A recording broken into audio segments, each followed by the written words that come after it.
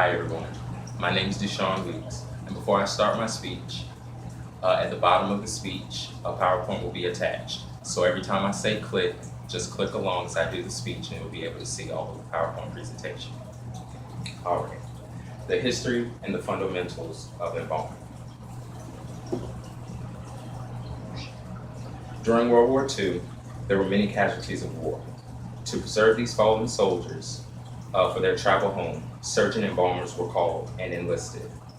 This is where embalming really got its start in America around the 1940s. The purpose of embalming is to preserve, inhibit the growth of microbes, and disinfect human remains. The following topics, the history of embalming fluids, and embalming tools will introduce all embalming techniques. So first, Thomas Holmes. He is considered the father of modern embalming. He gained strong influence during the Civil War because many casualties of wars needed to be preserved in order to make it home to their family for their final resting place. Jean Ganal, he made embalming available to the public. In the early days of the 1600s to the 1800s, embalming was only reserved for dignitaries and people of high social status. John Hunter. He is mainly known for the Hunterian method.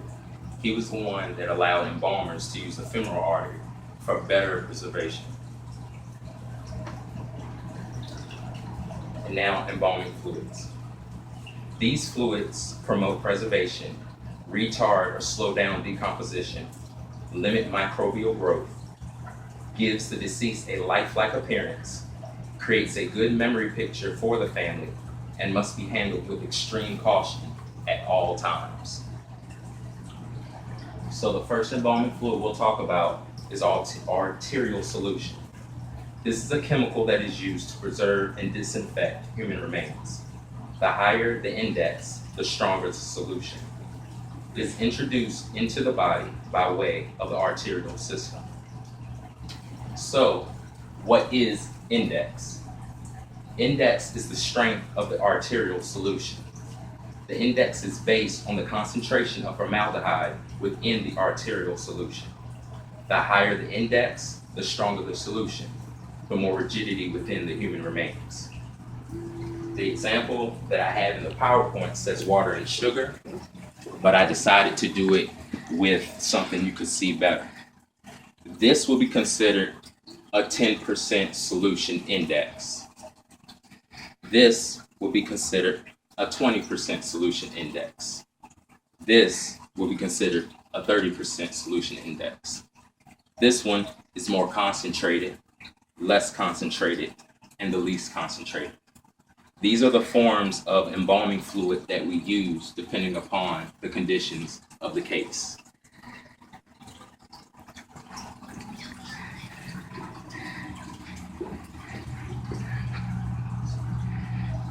Okay, the next fluid is cavity fluid.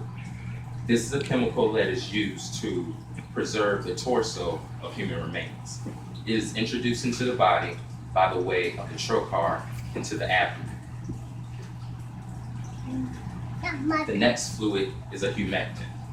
This is a chemical that is used to soften and add moisture to human remains. It is introduced into the body through arterial injection. Next, we will talk about the tools that are involved in embalming. The first is a scalpel. It is used for dissection of tissues, muscles, and other objects on the body. The next tool we use is the embalming machine. What we do is we place chemicals into the machine and we introduce the chemicals into the body by the way of a cannula or an injection tube. This is what is introduced into the artery or the vein.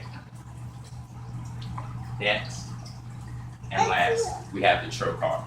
This is what is used to introduce cavity fluid into the abdomen.